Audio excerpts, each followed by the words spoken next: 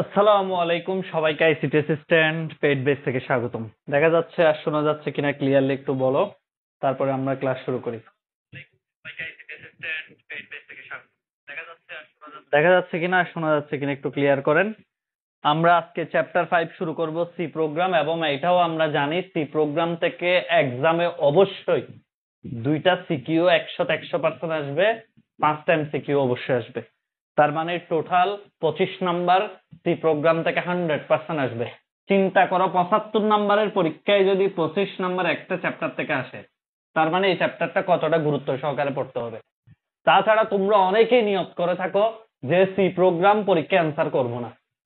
আল্লাহর ওয়াস্তে ICT অ্যাসিস্ট্যান্টের class করার পর এই কথাটা বলবা।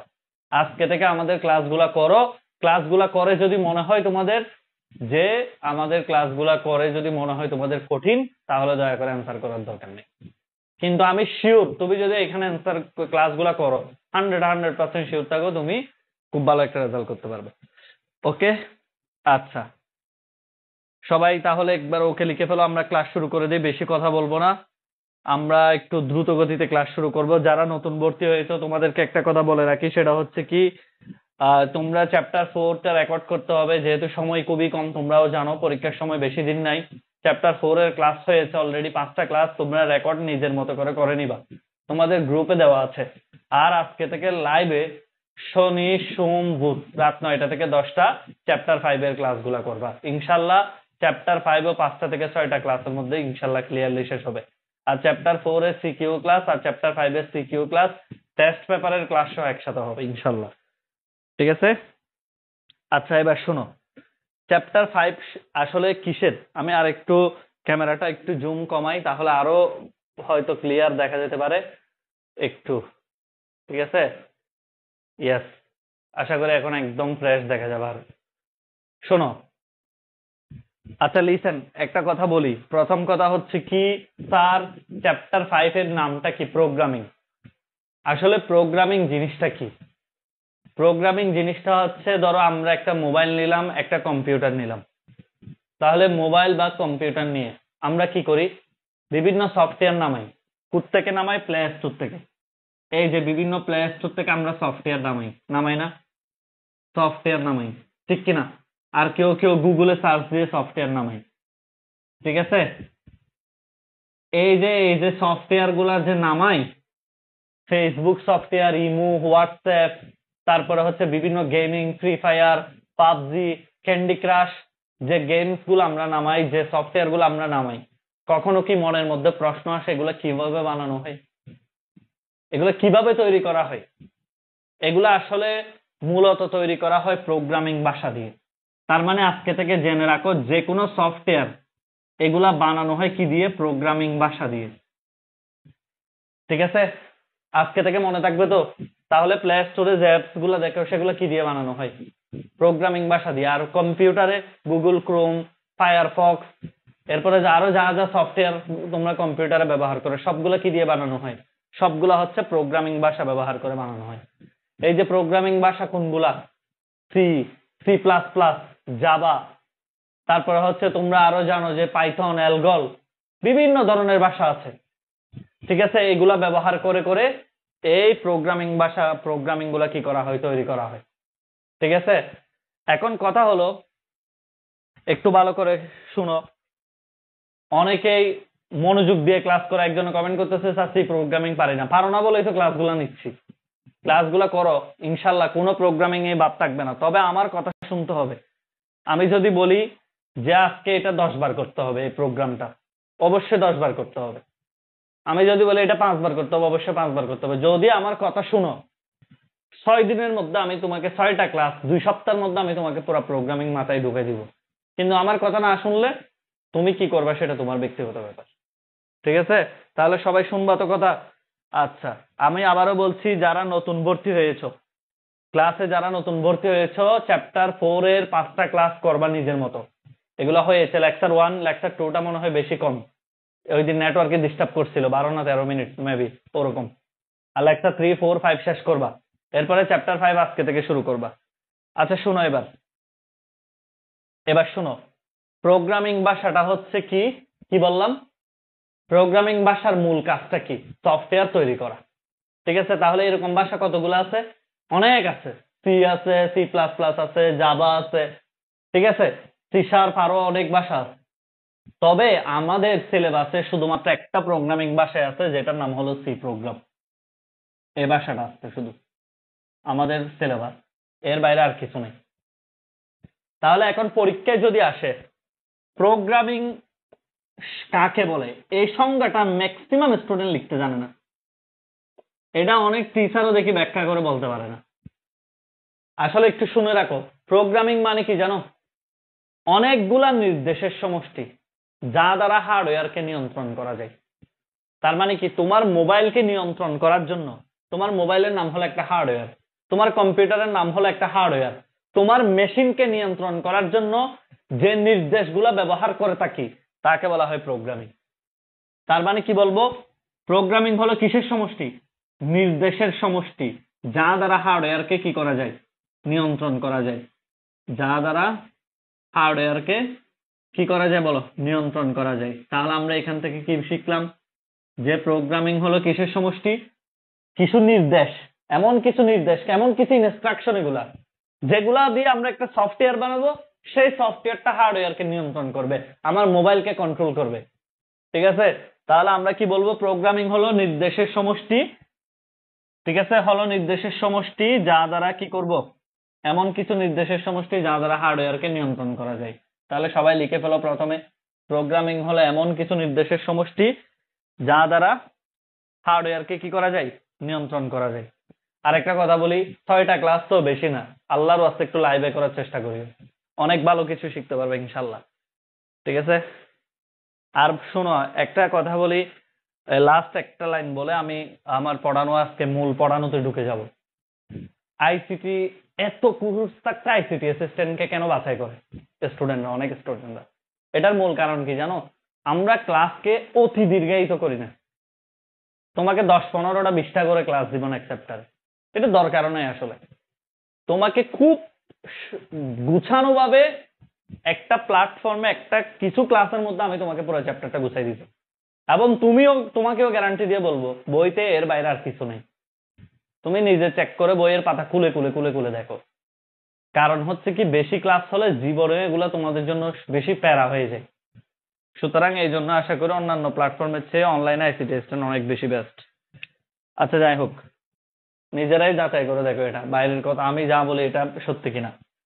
তাহলে প্রোগ্রামিং কি? প্রোগ্রামিং হলো এমন কিছু নির্দেশের সমষ্টি যা দ্বারা হার্ডওয়্যারকে কি করা যায়?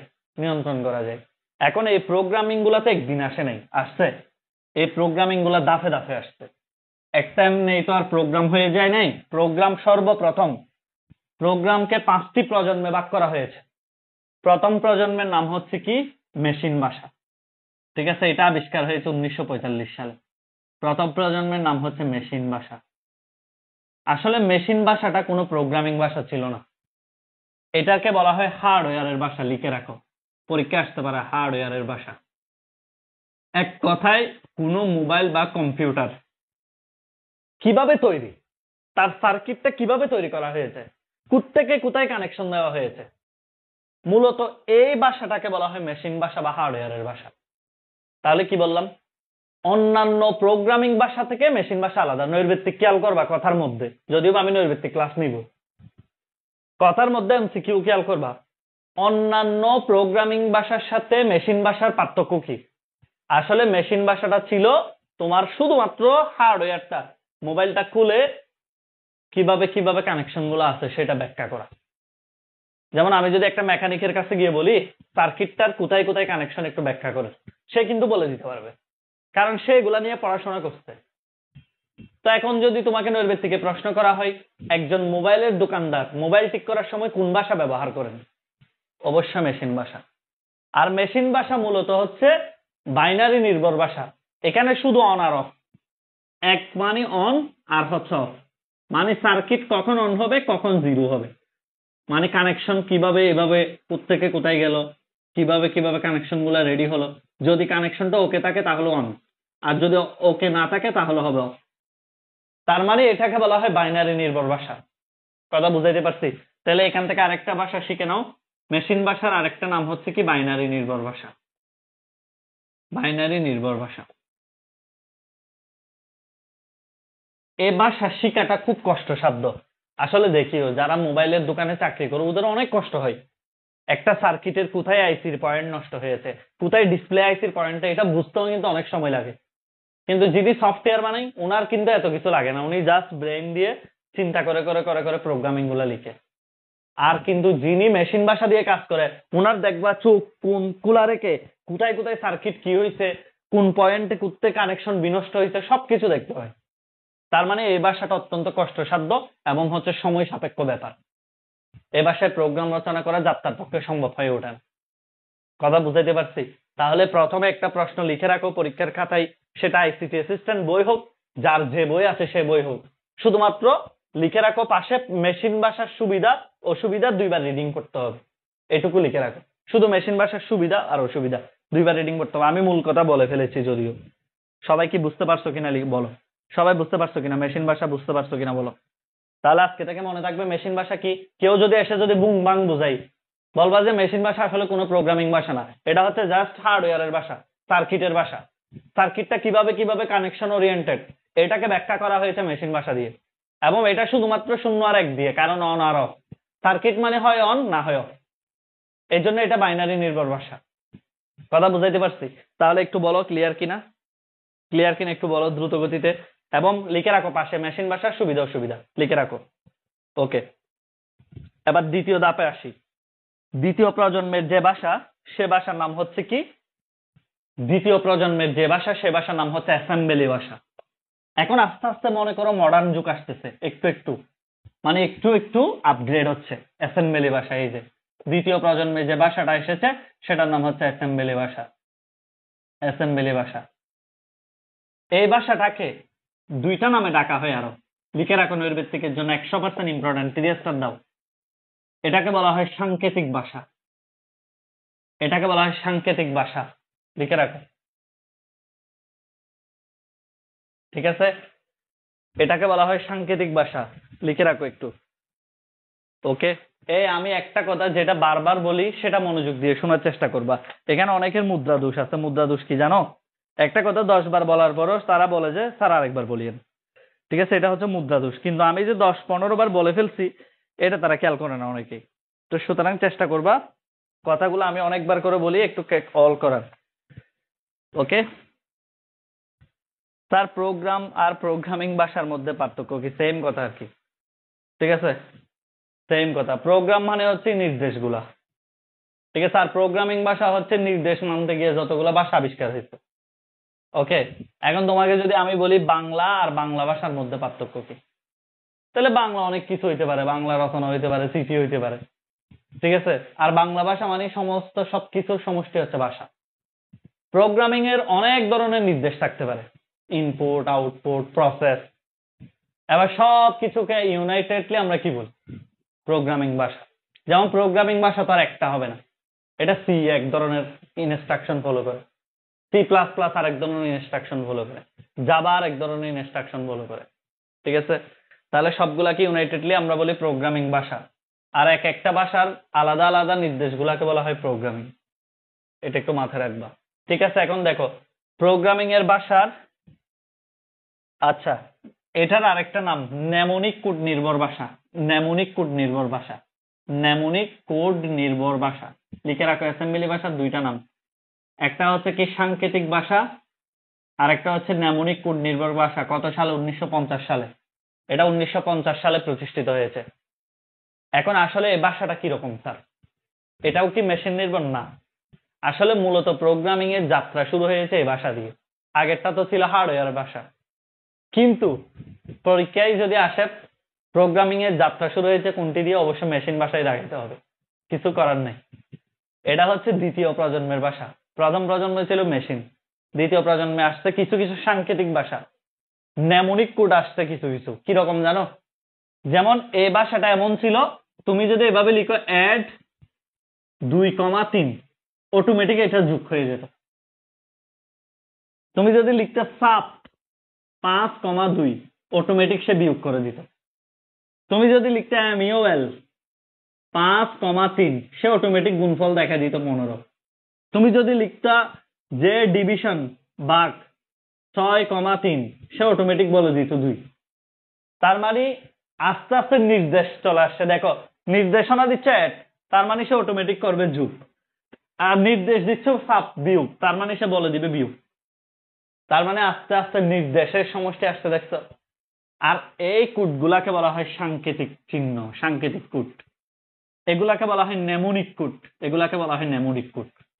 অ্যাসেম্বলি ভাষা ছিল এরকম, মানে অনেকটাই সাংকেতিক কোড নির্ভর। কিছু কোড লিখতো তাহলে এগুলা হইতো। অ্যাসেম্বলি ভাষা থেকে যে প্রশ্নটা সবচেয়ে বেশি গুরুত্বপূর্ণ সেটা হচ্ছে অ্যাসেম্বলি ভাষার 4টা ধাপ। কি কি? অ্যাসেম্বলি ভাষার 4টা অংশ কি কি বলো? একটার নাম হচ্ছে লেভেল, লিখে রাখো। এটা 2 নম্বর প্রশ্নে বেশি আসে। এই স্টার মার্ক দিয়ে লিখে রাখো যে অ্যাসেম্বলি ভাষার 4টি অংশ, সবাই স্টার মার্ক দিয়ে লিখে রাখো। একটা হচ্ছে লেভেল, এরপরে হচ্ছে অপকোড, এরপরে হচ্ছে অপারেন্ড, এরপরে হচ্ছে মন্তব্য। এগুলা লিখে রাখো সবাই। তাহলে অ্যাসেম্বলি ভাষার কয়টি অংশ? 4টি অংশ। কি কি? আমার সাথে সাথে একবার বলো, হেসে হেসে সবাই একবার হেসে হেসে ভাষায় বলো যে লেভেল, অপকোড, অপারেন্ড, মন্তব্য। দেখি আমার সাথে সাথে একবার বলো তো অ্যাসেম্বলি ভাষার কয়টি অংশ। কমেন্ট করো তো সবাই একটু, অ্যাসেম্বলি ভাষার কয়টি অংশ? ঠিক আছে, লেভেল, অপকোড, অপারেন্ড, মন্তব্য। ঠিক আছে, লেভেল, অপকোড, অপারেন্ড, মন্তব্য। ওকে, লেভেল, অপকোড, অপারেন্ড, মন্তব্য।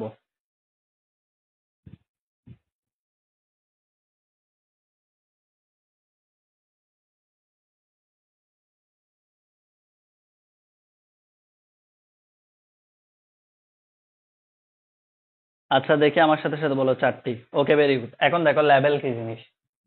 অ্যাসেম্বলি ভাষার প্রত্যেকটা ধাপকে বলা হয় লেভেল। এই যে একটা ধাপ একটা ধাপ একটা ধাপ, এগুলো এক একটা লেভেল। ঠিক আছে, বাড়িতে যেমন সিঁড়ি ওঠার সময় কি বলো? লেভেল 1, লেভেল 2, লেভেল 3 এভাবে বলো না? ঠিক সেম অ্যাসেম্বলি ভাষার প্রত্যেকটা ধাপকে বলা হয় level. Level 1, level 2, level 3, level 4। ওকে। আর অ্যাসেম্বলি ভাষায় এই যে অ্যাড, সাব, মাল্টিপ্লিকেশন, ডিভিশন, এগুলোর নাম হচ্ছে অপকোড বা অপারেশন কোড। এগুলাকে বলা হয় অপকোড বা অপারেশন কোড। এগুলোর মাধ্যমে অপারেশন গঠানো হয়। ঠিক আছে। আর যাদের উপর গঠানো হয়, এই যে ধরো এদের উপর গঠানো হচ্ছে, এরা হচ্ছে অপারেন্ড। যাদের উপর গঠানো হচ্ছে এরা হচ্ছে অপারেন্ড। ঠিক আছে, কি বললাম?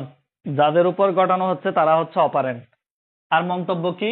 এই যে এগুলা করার পরে এখানে ফলাফল আসছে 5, ফলাফল 5, এটা হচ্ছে মন্তব্য। এই লাইনের মন্তব্য হচ্ছে এটা। আসলে কি জানো, মনে করো তোমার বন্ধুর একটা বান্ধবী পছন্দ হয়েছে, তুমি বলো না এই দোস্ত এবার একটু প্রেম করাই দাও। ঠিক আছে, তাহলে তুমি আর মেয়েটা হচ্ছে অপারেন্ট। তুমি আর মেয়েটা কি? অপারেন্ট। তোমার বন্ধু যে গঠকালি করতেছে হচ্ছে কি? অপকুট। তার মানে বিয়ের যারা গঠকালি করে এরা হচ্ছে অপকুট, আর যাদের মধ্যে বিয়েটা হচ্ছে এরা হচ্ছে অপারেন্ট। ঠিক সেম দেখো, এর কাম হচ্ছে কি করা? ঘটনা ঘটানো। কাদের মধ্যে? এই দুইজনের মধ্যে। এই দুইজন হলো অপারেন্ট, এটা হলো অপারেশন কোড। আর মন্তব্য হলো ফাইনালি এদের যোগফল হচ্ছে 5। বুঝাইতে পারছি? তাহলে কি বললাম বলো? অপকোড অপারেন্ট কি বুঝতে মনে থাকবে তো? তাহলে যে অপারেশনটা ঘটাই সে হচ্ছে অপারেশন কোড, আর যাদের মধ্যে ঘটাচ্ছে এরা হচ্ছে অপারেন্ট। আর প্রতিটা ধাপ হচ্ছে একটা লেভেল। আর অপারেশন ঘটানোর ফলে যে ফলাফলটা আসছে এটা যদি বলো এটার ফলাফল হলো 5, এটা হলো মন্তব্য। মানে তুমি একটা মন্তব্য করলে এটার ফলাফল কি? সবার ক্লিয়ার কিনা বলো তো অ্যাসেম্বলি ভাষাটা? অ্যাসেম্বলি ভাষার সুবিধা অসুবিধা লিখে রাখো সবাই, লিখে রাখো সবাই। অ্যাসেম্বলি ভাষা সুবিধা অসুবিধা পড়তে হবে বা নোট করলেও করতে পারো, কোনো সমস্যা নাই। যেহেতু সময় কম, নোট না করলেও অসুবিধা নাই। আইসিটি অ্যাসিস্ট্যান্ট বইয়ের 185 নাম্বার পৃষ্ঠায় আছে, এগুলো খুব সুন্দর করে একবার দুইবার রিডিং করলে জীবনেও পরীক্ষা আটকাইতে তো পারবে না, বরং সুন্দর করে লিখে আসতে পারবো। তাহলে সবাই একটু বলো ক্লিয়ার কিনা, ক্লিয়ার কিনা বলো। আচ্ছা এবার লিখো উচ্চ স্তরের ভাষা। এবার লিখো উচ্চ স্তরের ভাষা, লিখো উচ্চ স্তরের ভাষা।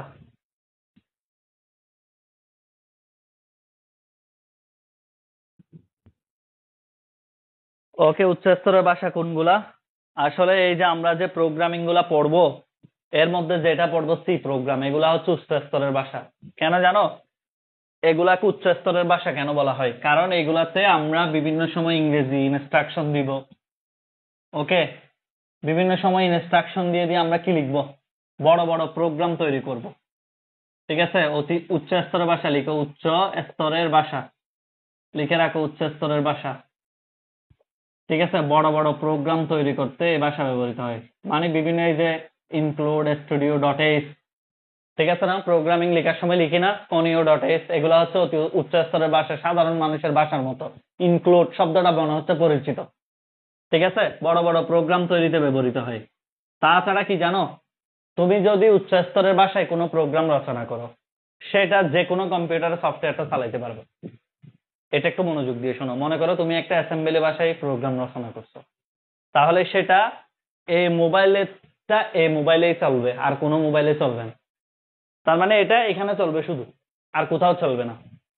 কিন্তু তুমি যদি উচ্চ স্তরের ভাষা নিয়ে কোনো প্রোগ্রাম রচনা করো, তাহলে সে আর দিয়ে যার মোবাইল ইচ্ছে তার মোবাইলে দিতে পারবা, যার মোবাইলে ইনস্টল করো না কেন চলবে। তাহলে তোমাকে যদি আমি একটা সিম্পল প্রশ্ন করি, প্লে স্টোরের ভাষাগুলা, প্লে স্টোরে যে সফটওয়্যার গুলো আছে এগুলা কোন ভাষা দিয়ে তৈরি? দেখি, কমেন্ট করো তো। প্লে স্টোরে যে ভাষাগুলো আছে সেগুলো কোন ভাষা দিয়ে তৈরি? কমেন্ট করো তো সবাই। অবশ্যই উচ্চ স্তরের ভাষা।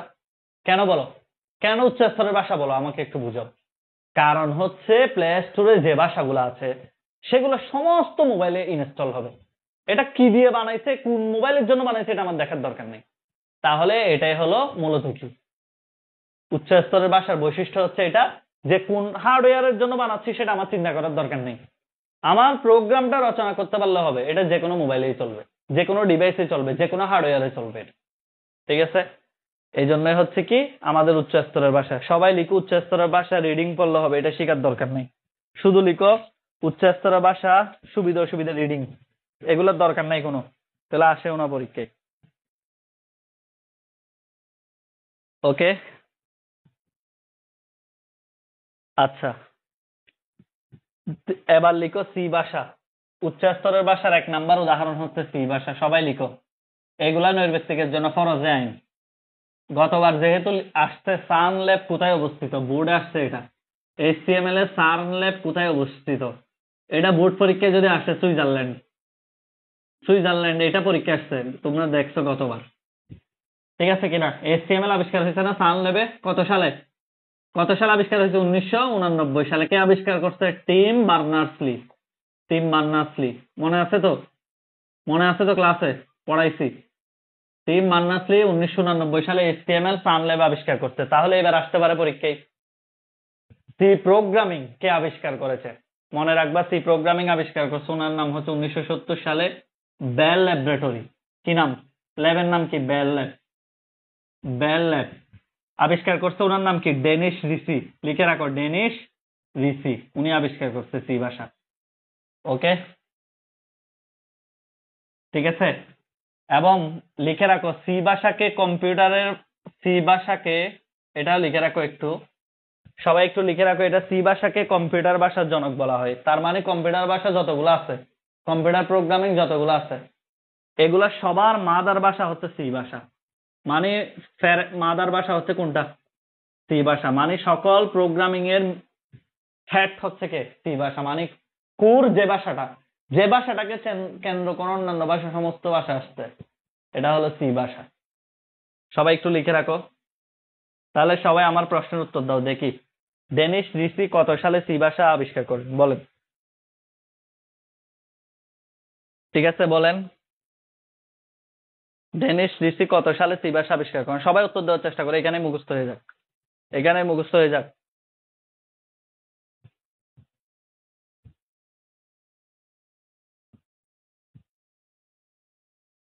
1970 সালে। সবাই কমেন্ট করো।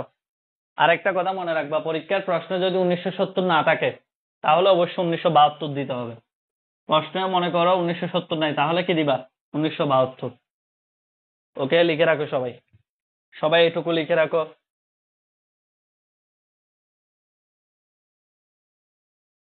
লিখেন, কি বলবেন বলেন।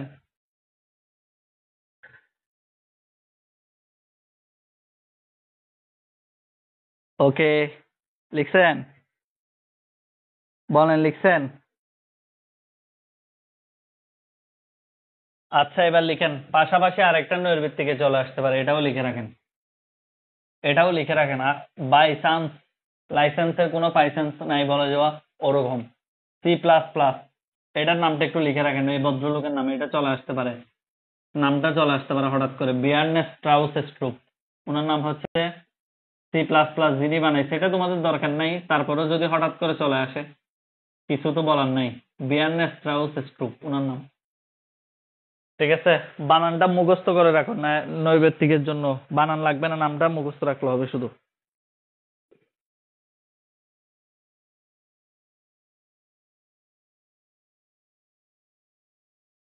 আচ্ছা ঠিক আছে, ওকে। বিয়ার্নেস স্ট্রাউস স্ট্রুপ লিখছো? বিয়ার্নেস স্ট্রাউস স্ট্রুপ লিখছো C++। আচ্ছা, আর একটা নৈর্ব্যক্তিক বেশি গুরুত্বপূর্ণ, 100% ইম্পর্টেন্ট। জাভাকে বলা হয় অবজেক্ট ওরিয়েন্টেড ভাষা। বোঝার দরকার নাই, শুধু এটুকু মনে রাখলে হবে, কারণ জাভা জাভা এগুলো তোমাদের নেই। এটা একটা টেস্ট পরীক্ষা আসছে, সুতরাং যেহেতু টেস্ট পরীক্ষা আসছে, যদি আবার টেস্ট পরীক্ষার প্রশ্ন কপি করতে গিয়ে দিয়ে দেয়, আরেক বিপদে পড়ে যাবে না? সবাই অবজেক্ট ওরিয়েন্টেড ভাষা বললে আবার সি ভাষা লিখে দিও না। তাহলে অবজেক্ট ওরিয়েন্টেড ভাষা হচ্ছে একমাত্র একটাই আছে, সেটা হচ্ছে কি? একটা না, অনেক আছে, কিন্তু অবজেক্ট ওরিয়েন্টেড ভাষা হচ্ছে মূলত মেইনলি বলা হয় হচ্ছে জাভাকে। ওকে, এটা একটু মনে রাখবা। এটা যদি আবার টেস্ট পরীক্ষায় যেহেতু আসতে হঠাৎ করে যদি তোমাদেরও দিয়ে দেয়, তাহলে একটা বিপদে পড়ে যাবে না?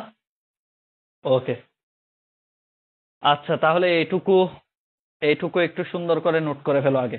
আমরা থিওরিটি গুলা নোট করে ফেললে আমাদের বাকিগুলো সহজ হয়ে যাবে।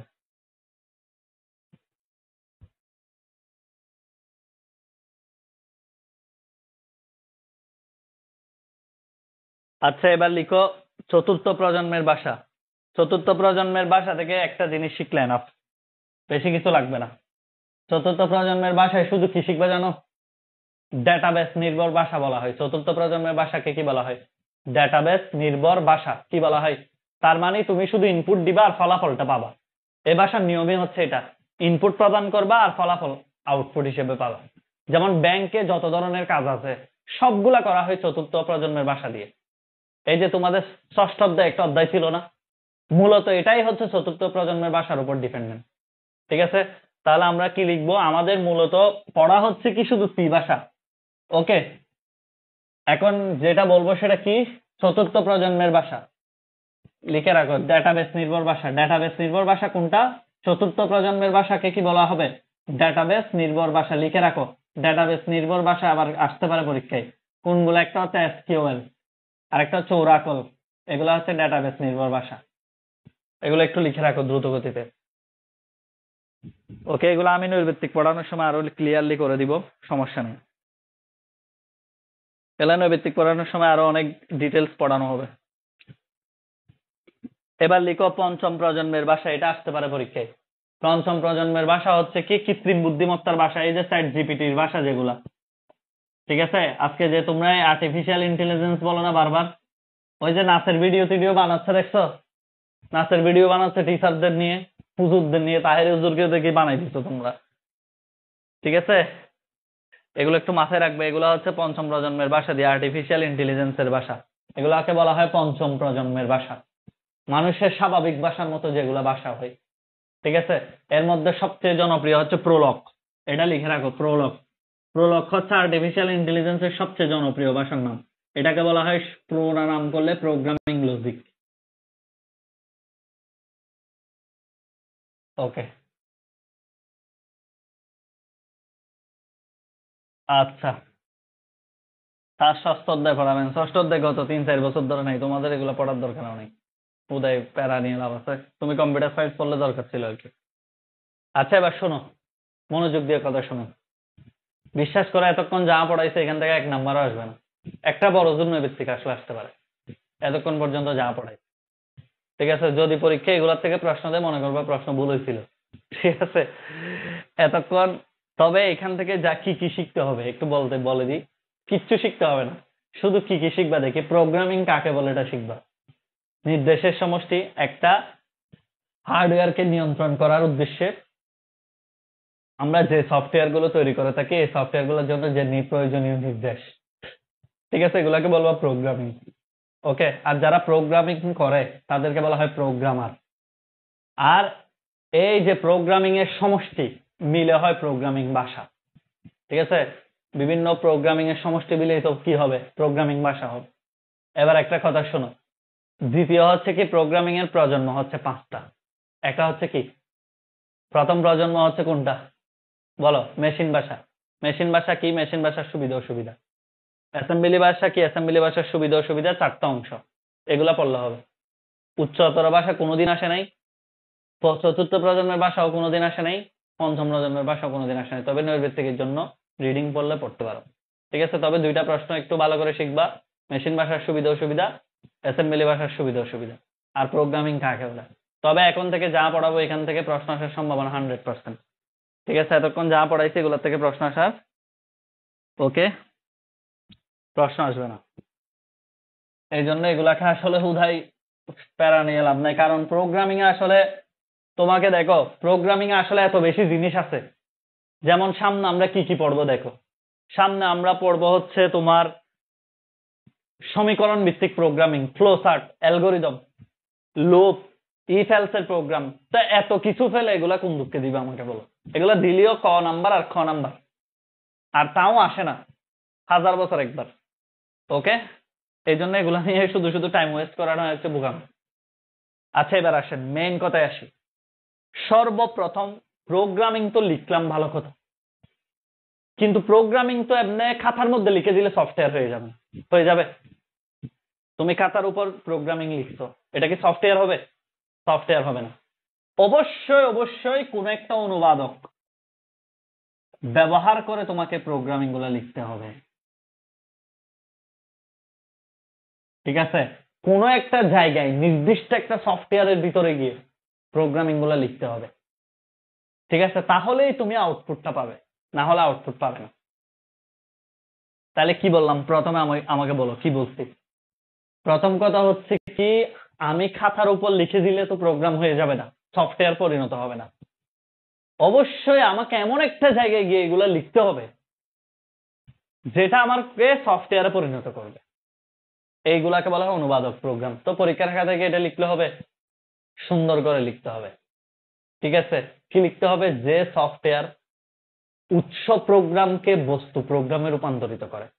তাহলে এই যে দেখো, যে সফটওয়্যার বা অনুবাদক প্রোগ্রাম উৎস প্রোগ্রাম, মানে যেগুলো আমি লিখি টাইপ করি, উৎস প্রোগ্রামকে বস্তু প্রোগ্রাম মানে হচ্ছে সফটওয়্যারে পরিণত করা। প্রোগ্রামকে কিসে পরিণত করে? বস্তু প্রোগ্রাম। বস্তু মানে কি? কম্পিউটারের প্রোগ্রাম আর কি। কম্পিউটার কি বস্তু না মানুষ? বস্তু। তাহলে উৎস প্রোগ্রাম গুলাকে, যে লাইন গুলো আমি লিখছি সেগুলাকে কোথায় নিয়ে যাচ্ছে? কোথায় নিয়ে যাচ্ছে বলো? সেগুলাকে বস্তু প্রোগ্রামে নিয়ে যাই। তাহলে উৎস প্রোগ্রামকে বস্তু প্রোগ্রামে রূপান্তরিত করে যে প্রোগ্রাম, তাকে আমরা বলবো অনুবাদক প্রোগ্রাম। মনে থাকবে?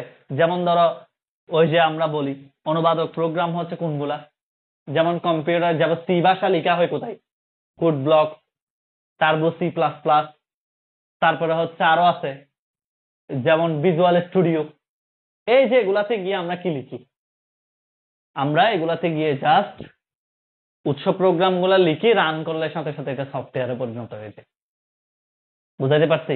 আমরা প্রোগ্রাম গুলা লিখি সুন্দর করে এভাবে, কম্পিউটারে গিয়ে কোড ব্লকসে গিয়ে এভাবে লিখি, লিখার সাথে সাথে যখন আমরা কি করি, রান করি, সাথে সাথে এটা একটা সফটওয়্যারে পরিণত হয়, বা এটা একটা বস্তু প্রোগ্রামে কি পরিণত হয়। তাহলে এটাকে বলা হয় অনুবাদক প্রোগ্রাম।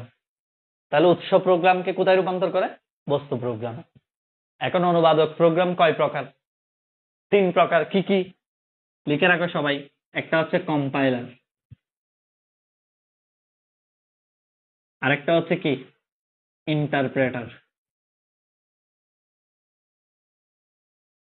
আরেকটা হচ্ছে কি বলো? কম্পাইলার, ইন্টারপ্রেটার, আরেকটা হচ্ছে অ্যাসেম্বলার।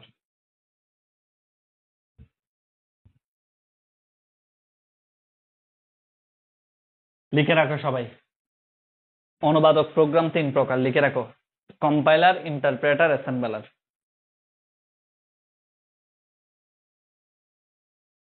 অ্যাডমিশনও তো অবশ্যই আসবে।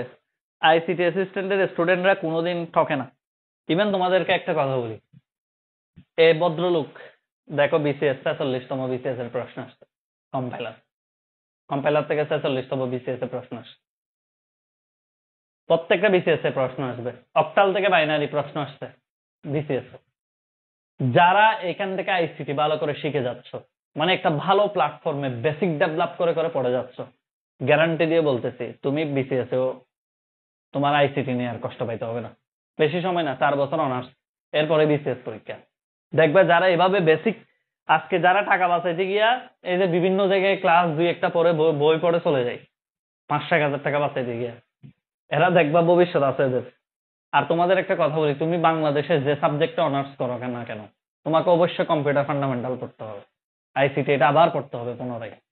যে সাবজেক্টে তুমি অনার্স করো না কেন, ইভেন লতে পড়লেও তোমাকে করতে হবে। এই কম্পিউটার ফান্ডামেন্টাল সেকেন্ড সেমিস্টারে তোমাকে পড়তে হবে, ফার্স্ট সেমিস্টারে তোমাকে আবার পড়তে হবে আইসিটি। তো তোমরা মনে করো, অনেকে মনে করে যে ওরে পার পেয়ে যাচ্ছি, না শিখে আইসিটি আবার পড়তে হয় নাকি? দেখবা সামনে আগাও।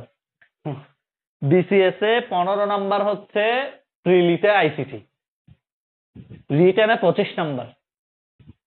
বাঁচার উপায় আছে? উপায় নেই।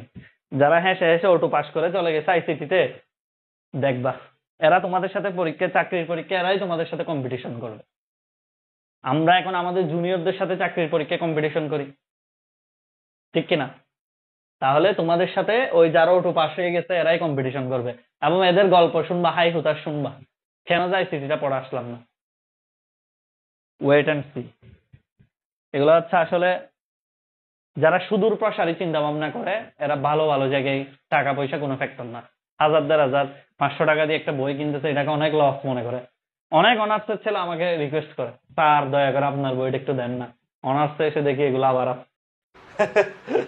ঠিক আছে, ওকে, ধরা খাইতেই হবে, ওয়েট এন্ড সি।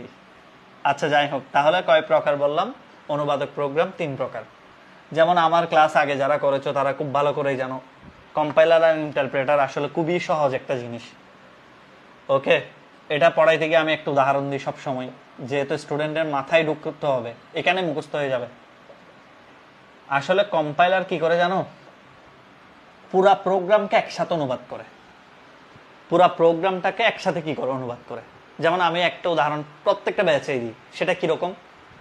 আমরা যখন একটা ব্লেন্ডার নিই, পেঁয়াজ পিসার জন্য একটা ব্লেন্ডার নিই না, তারপর আমরা কি করি, আরেকটা নর্মাল ম্যানুয়াল সাজ ব্যবহার করি না, এভাবে এভাবে একটা একটা। কম্পাইলার কি করে জানো? পুরা প্রোগ্রামকে একসাথে দরে চূর্ণ বিচূর্ণ করে একসাথে কি করে ফেলে, অনুবাদ করে, মানে একসাথে সফটওয়্যারে পরিণত করে।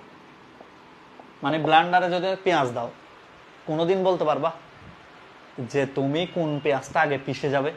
বলার কোনো সুযোগ নেই। একসাথে এভাবে ধরে সে তোমাকে আউটপুটটা দেখাবে। ঠিক সেম কম্পাইলারে যখন তুমি প্রোগ্রামটা রান করবা, সে পুরা প্রোগ্রামকে একসাথে অনুবাদ করে তোমাকে বলবে ফলাফল এটা। কিন্তু ইন্টারপ্রেটার কি করে? একটা একটা এক লাইন অনুবাদ করে। তাহলে নৈর্ব্যক্তিক আসলে পারবা না কোনটা এক লাইন অনুবাদ করে আর কোনটা একসাথে এক লাইন করে অনুবাদ করে। তাহলে দেখো মজার বিষয়, এটাই বিসিএস আসছে এবার, এটাই বিসিএস পরীক্ষা আসছে, কম্পাইলার একসাথে অনুবাদ করে। অনেকেই যারা সিএসসি স্টুডেন্ট না, ম্যাক্সিমাম আইসিটি মন দিয়ে পড়ে নেই, তারা এটা মেরে দিছে। দেখতে সুন্দর দেখে এক লাইন এটা দেখতে সুন্দর লাগতেছে, তো এটা দাগাই দিয়ে চলে আসছে। আসলে কম্পাইলার সমস্ত প্রোগ্রামকে একসাথে অনুবাদ করে, ঠিক আছে? এখন দেখো কম্পাইলার একসাথে অনুবাদ করলে একটা ঝামেলা আছে। ঝামেলা কি জানো? এটা ভুল ত্রুটি সংশোধনে ব্যাপক খারাপ। তোমাকে যদি আমি বলি 1 বছর শেষে এই পুরা বছরে তোমার এতগুলা ভুল হয়েছে, মেজাজটা গরম হবে না? পুরা বছরে তুমি এতগুলা এই অন্যায় করছো, এই অন্যায় করছো, সব যদি এক বছর পরে বলি, মেজাজটা খারাপ হবে না? ঠিক সেম প্রোগ্রামের সমস্ত ভুলকে একসাথে প্রদর্শন করে কে? একসাথে প্রদর্শন করা হচ্ছে এই যে কম্পাইলার।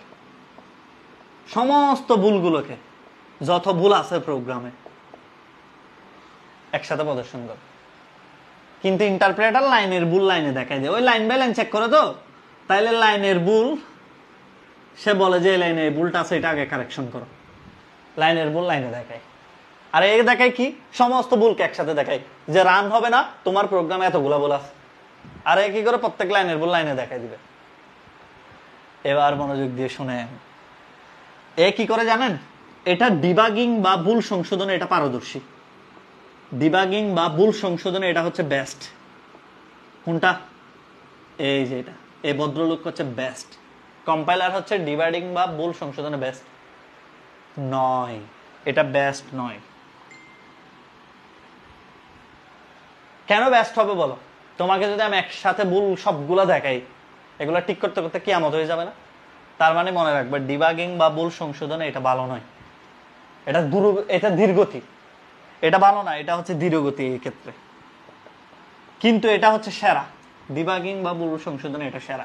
এবার সেরা লিখে দিও না, বলবা আর কি ডিবাগিং বা ভুল সংশোধনে ইন্টারপ্রেটার খুবই দক্ষ, আর সেক্ষেত্রে ডিবাগিং বা ভুল সংশোধনে ধীরগতি হচ্ছে কম্পাইলার।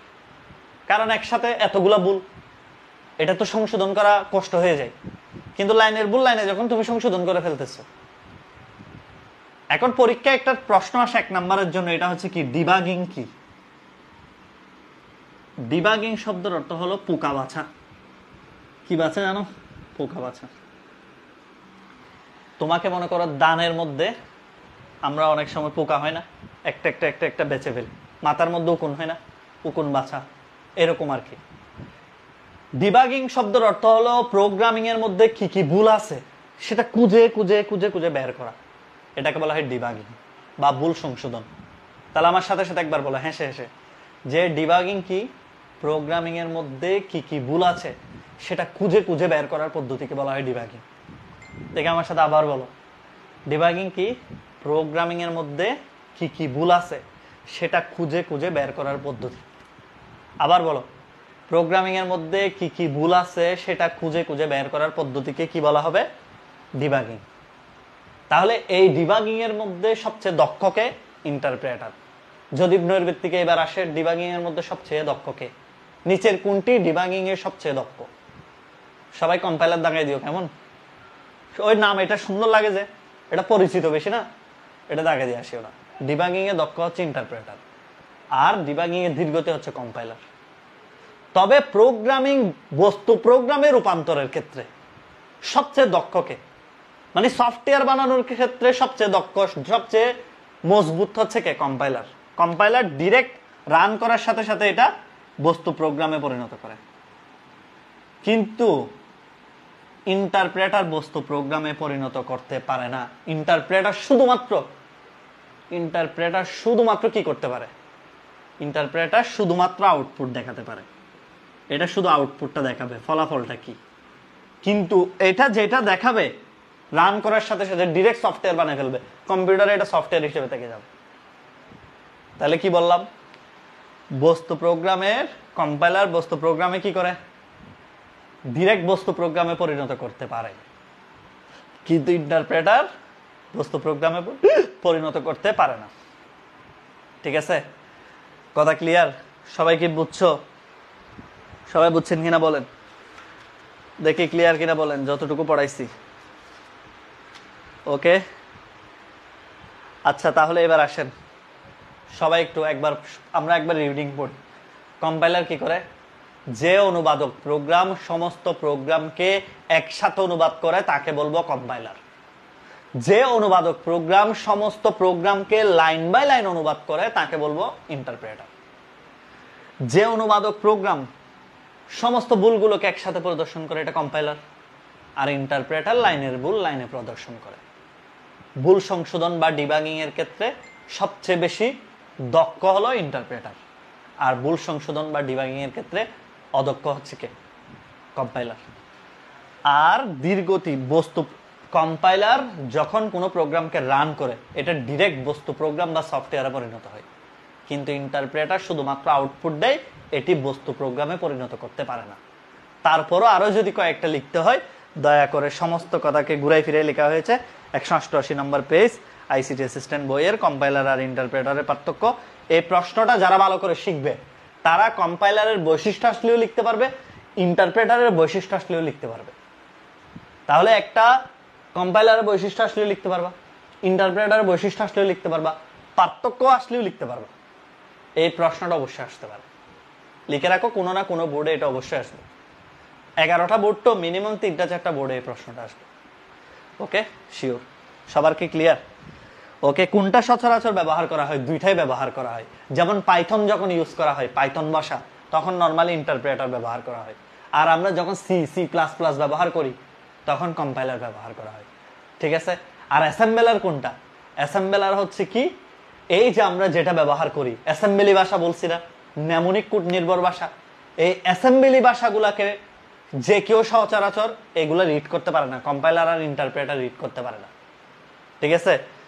ওকে, আর একটু পানি খাই, 1 মিনিটের একটা ব্রেক ছোটখাটো, তারপর ইনশাল্লাহ আবার পড়াচ্ছি। ওকে ওকে, ওয়েট, 30 সেকেন্ড ওয়েট করো।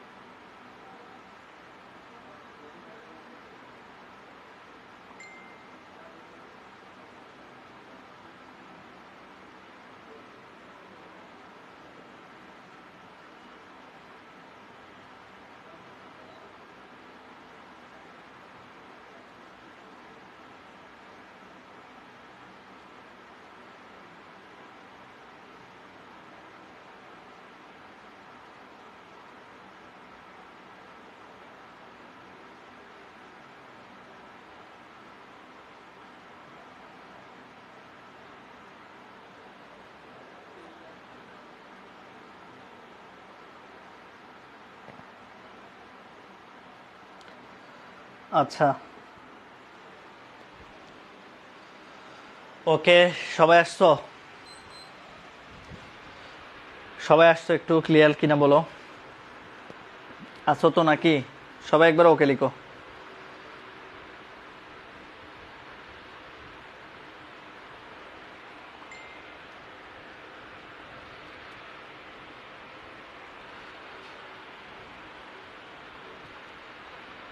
ওকে ওকে,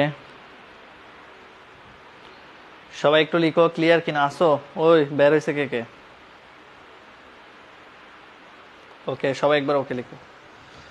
আচ্ছা লিসেন, এবার স্যার আপনার এক্সাম কেমন হয়েছে? এক্সাম দিছি আর কি, এতদিন পর আবার এক্সাম দিতে ইচ্ছে করে। আচ্ছা সবাই লিখো একটা প্রোগ্রামকে, যেমন ধরো একটা প্রোগ্রাম যখন আমরা রচনা করব, ওকে, একটু মনোযোগ দিয়ে কথা শোনো সবাই। আর দয়া করে সি প্রোগ্রামিং এর কোনো ক্লাস দয়া করে কেউ মিস দিবে না। কেউ যদি কোনো প্রোগ্রামের ক্লাস মিস দাও, দ্বারের কাছেও থাকতে পারবে না। তাইলে এখান থেকে কি কি শিখবা? এতক্ষণ যা পড়াইছে এখান থেকে কি শিখবা? লিখো, প্রশ্নটা লিখো, অনুবাদক প্রোগ্রাম কি, কম্পাইলার ইন্টারপ্রেটারের পার্থক্য, অ্যাসেম্বলার কি, অ্যাসেম্বলারের বৈশিষ্ট্যগুলো। ঠিক আছে, এগুলো রিডিং পড়লেই পারবা, যে কোনো বইতে এগুলো দেওয়া আছে, তবে আইসিটি অ্যাসিস্ট্যান্ট বইতে একটু সুন্দর করে দেওয়া আছে আর কি, 188 নম্বর পৃষ্ঠা। ওকে, 188 নম্বর পৃষ্ঠা। আমি তোমাদেরকে আবার বলতেছি, তোমরা যদি 100টা বই পড়ো, ঠিক আছে, 10-12টা বই পড়ো, তাহলে হয়তো তুমি 80-85 পাবা। কিন্তু তুমি শুধু আইসিটি অ্যাসিস্ট্যান্ট বইটা যদি পড়ে যাও ভালো মতো, সিকিউগুলো ভালো মতো বুঝে বুঝে করে যাও, তুমি 100-তে 100 পাবা। বিশ্বাস হয় না? আসলেই এটাই সত্যি কথা, নাইলে প্রমাণ দেখতে পারো। কারণ তোমাদের সমস্যা কি জানো, তোমরা একবার এটা, একবার ওইটা, একবার ওইটা এরকম করতে করতে আলটিমেটলি তোমরা কোনো খেয়ে পাও না, কিছুই পড়া হয় না। কিছুক্ষণ এই বই পড়ো, কিছুক্ষণ টেস্ট পেপার পড়ো, কিছুক্ষণ গাইড পড়ো, কিছুক্ষণ এই সৃজনশীল করো, কিছুই হয় না। কিন্তু যারা সুন্দর করে দাফে দাফে দাফে দাফে দাফে দাফে একটা বইকে ভালো মতো রিভিশন দিতে থাকে, পড়তে থাকে, আলটিমেটলি তারাই ভালো রেজাল্টটা করে। আর যারা কনফিউশনে থাকে, আমি কি পড়বো আগে ডিসাইড করতে পারে না, এরা রেজাল্ট ভালো করে না। ওকে, এই জন্য বারবার বলতেছি কথা শুনিও। ওকে, যেটা বলতেছি সেটা একটু কথা শুনবা। ওকে, এবার আসেন, বলেন অ্যালগরিদম কি? অ্যালগরিদম, একটু মনোযোগ দিয়ে কথা শোনো। কোনো প্রোগ্রামকে দাফে দাফে বিশ্লেষণ করার পদ্ধতিকে আমরা বলবো অ্যালগরিদম। মনে করো আমরা কিছু প্রোগ্রাম করব না, ইনস্ট্রাকশনগুলো লিখবো না, তাহলে এই প্রোগ্রামগুলোকে, কোনো একটা প্রোগ্রামকে, এই যে দেখো একটা প্রোগ্রাম শুরু থেকে শেষ পর্যন্ত, স্টেপ 1 হচ্ছে শুরু, শুরু থেকে শেষ পর্যন্ত, এই যে স্টেপ 2, স্টেপ 3, স্টেপ 4, স্টেপ 5, শেষ পর্যন্ত দাফে দাফে, এই যে শুরু থেকে কোনো প্রোগ্রামকে শুরু থেকে শেষ পর্যন্ত দাফে দাফে কি বলবা? দাফে দাফে বিশ্লেষণ করার পদ্ধতিকে, বিশ্লেষণ করার পদ্ধতিকে বলা হয় অ্যালগরিদম।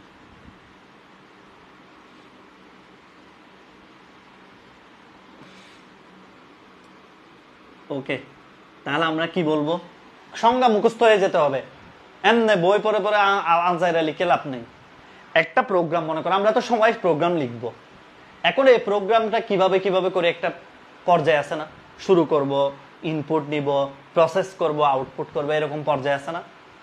এই যে কোন একটা প্রোগ্রামকে শুরু থেকে শেষ পর্যন্ত দাফে দাফে বিশ্লেষণ করার পদ্ধতিকে বলা হয় অ্যালগরিদম।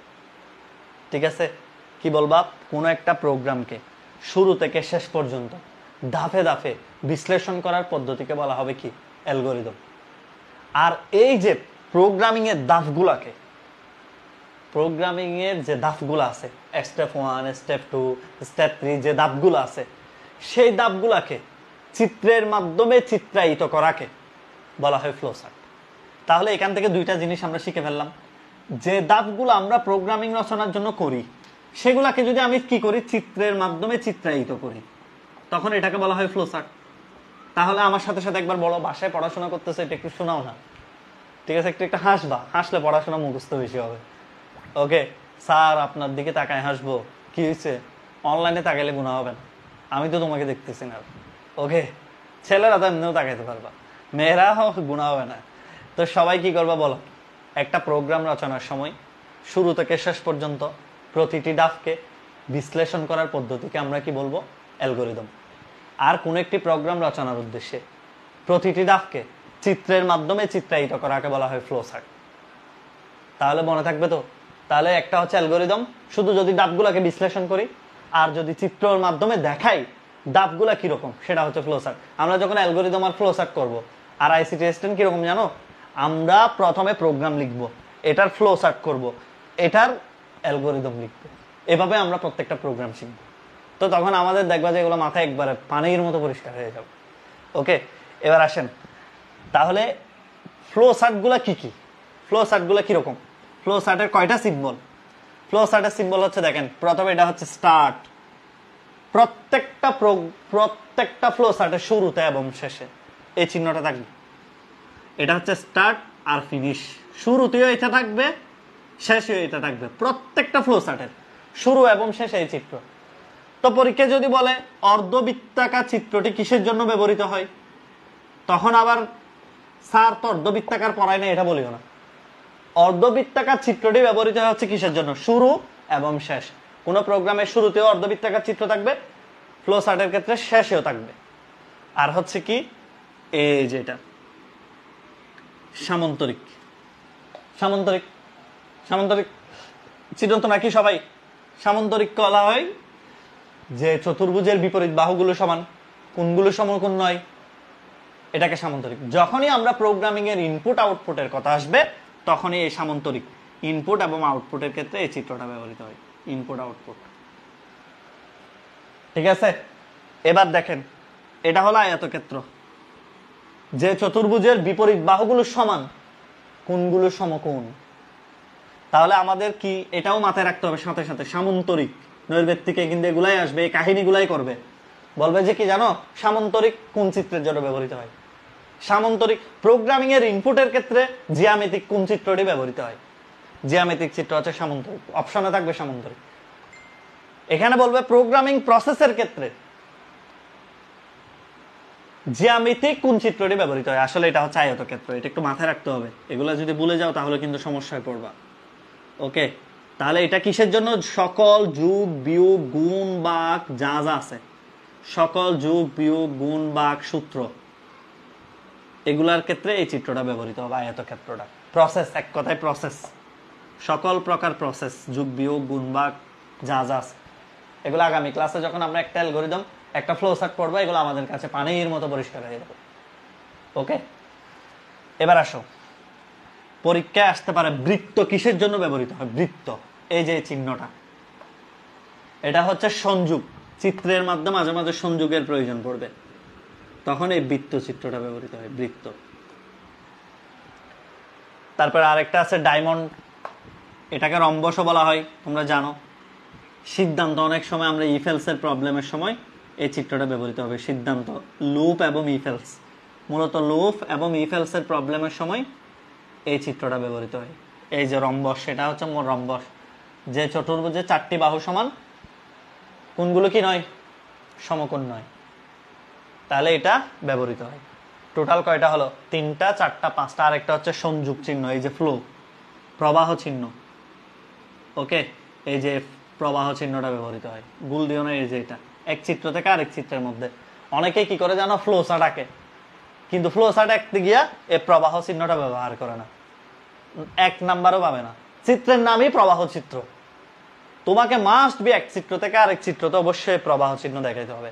তুমি যদি স্যার প্রবাহ চিহ্ন দেখে নেই, এভাবে দিছি, নাম্বার পাবো? 1 নাম্বারও দিবে না, কারণ এই চিত্রের নামই প্রবাহ চিত্র, তোমাকে অবশ্যই এখানে এইভাবে প্রবাহ দেখাতে হবে, এক চিত্র থেকে অপর চিত্রে। অনেক সময় বলো যে না পরীক্ষায় স্যার অ্যান্সার করে আসছি, নাম্বার পাই নাই কেন? সবই তো ঠিক ছিল। আসলে এই অঘটনগুলো ঘটাই রাখছো, এই যে এইভাবে দিয়ে রাখছো, কিন্তু তুমি যে এইভাবে প্রবাহ দাও নাই, তোমাকে নাম্বার কিভাবে দিবে? কারণ এই চিত্রের নামই তো প্রবাহ চিত্র, প্রবাহ মানে এই চিত্র থেকে এটা, এটা থেকে এটা, এইভাবে। এগুলো একটু মাথায় রাখতে হবে, না হলে পারবে না। ওকে, তাহলে টোটাল চিহ্ন কয়টা? 6টা। কি কি? একটা হচ্ছে ইনপুট আউটপুট, সরি এটা হচ্ছে শুরু বা শেষ, এটা হচ্ছে ইনপুট আউটপুট, আর এটা হচ্ছে প্রসেস, আর এটা হচ্ছে সংযোগ, আর এটা হচ্ছে সিদ্ধান্ত, আর এটা হচ্ছে একটা প্রবাহ। টোটাল 6টা চিত্র প্রোগ্রামিং ফ্লো চার্টে ব্যবহৃত হয়।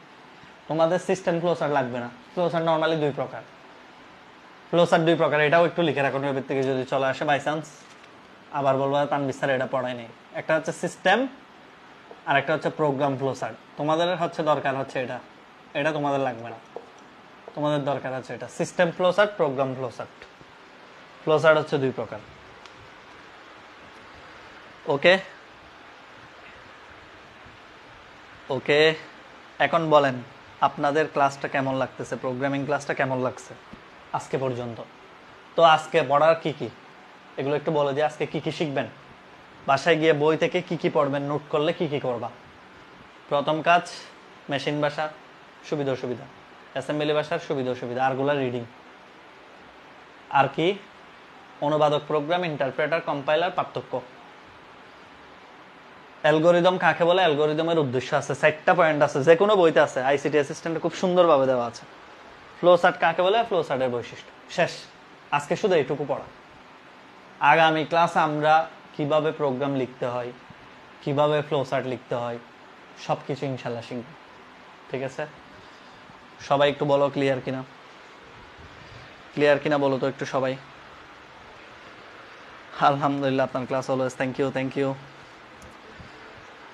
ওকে ওকে, ক্লাস ভালো, কিন্তু আমি কিছুই পারি না বলে বসে থাকবা না।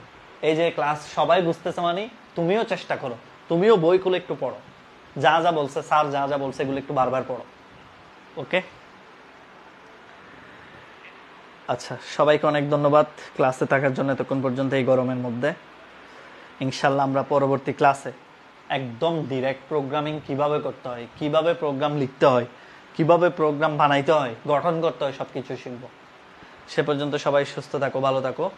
এভাবে আমি প্রোগ্রামকে ইনশাল্লাহ তোমাদের মাথায় পুরাটাই সেট করে দেবো। বর্ষা রাখো আইসিটি অ্যাসিস্ট্যান্টের উপর। জুনিয়র কেউ থাকলে এসএসসি 25-26-এর ব্যাচ শুরু হচ্ছে, তোমরা জানো, মে 25 তারিখ থেকে। এখন ভর্তি হলে 999 টাকায় ফুল কোর্সে ভর্তি হতে পারবে। তো তোমাদের সহপাঠী বা জুনিয়র কেউ থাকলে নিঃসন্দেহ সাজেস্ট করতে পারো। আর তোমরা তো জানো এখানে অনেক কষ্ট করে লাইভ ক্লাসই নেওয়া হয়, আমি তোমাদেরকে রেকর্ড ক্লাস চালাই দিই। ওকে, তাহলে তোমরা সাজেস্ট করতে পারো ইনশাল্লাহ। পরবর্তী ক্লাস কবে? সোমবারে। আজকে শনিবার, পরবর্তী ক্লাস সোমবার। ওকে, শনি সোমবার। আমি 5 চ্যাপ্টারে কয়টা হবে ক্লাস? 5-6টা হলে হয়তো বা পুরা বই যেভাবে যতভাবে যা ডিটেলস পড়ানো লাগে সব পড়াবো। ঠিক আছে, আর তোমাকে বই শেষ করে দিতে পারলে হয়েছে তো, পরীক্ষার 10 দিন আগে। আচ্ছা, ধন্যবাদ, আসসালামু আলাইকুম, শুভরাত্রি।